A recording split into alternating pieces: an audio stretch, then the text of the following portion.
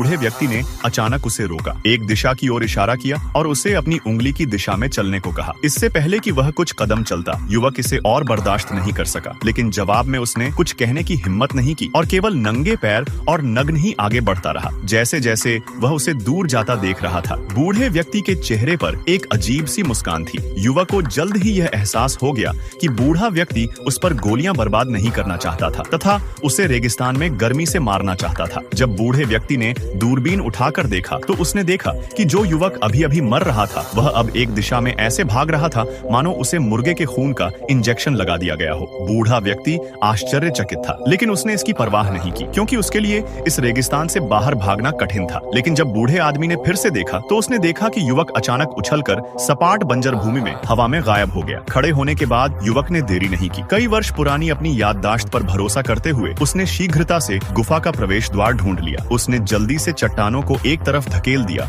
और अंदर घुस गया। जब वह गुफा के प्रवेश द्वार को सहारा देने वाली लकड़ी की छड़ी को लात मारकर हटाने वाला था तो उसने बूढ़े आदमी को बहुत तेज गति से कार चलाते हुए उसकी ओर आते सुना। उसने कड़ी मेहनत की और अंततः बूढ़े व्यक्ति के आने से पहले गुफा के प्रवेश द्वार को ढक दिया। जो धुआं अभी तक समाप्त भी नहीं हुआ था उसे बूढ़े आदमी ने जल्द ही देख लिया। वह शांतिपूर्वक बंदूक थामे गुफा के प्रवेश द्वार की ओर देखता रहा और प्रतीक्षा करता रहा, लेकिन उसे यह नहीं पता था कि अंदर एक और दुनिया भी है। यह वह गुफा थी जिसे उस युवक के दादा ने छोड़ा था। उसने केतली उठाई, लेकिन उसमें पानी की एक बूंद भी नहीं थी। सौभाग्यवश उसे एक जोड़ी जूते मिल गए। युवक ने अपने खून से सने पैरों को देखा, दांत पीस लिए और दर्द सहते हुए उन्हें पहन लिया। हालांकि जल्द ही उसे दीवार पर वह सप्लाई मानचित्र मिल गया जो उनके दादाजी ने तब छोड़ा था जब वे यहाँ टूर गाइड थे। नक्शे के पीछे उन दोनों की तस्वीर देखकर युवक बहुत दुखी हुआ, लेकिन इससे पहले कि वह उदास हो पाता उसने दरवाजे के बाहर एक छाया देखी। युवक ने जल्दी से नक्शा अपनी जांघों में छिपा लिया और फिर छिप गया। जो व्यक्ति आया वह बूढ़ा आदमी था। चालाक बूढ़े आदमी ने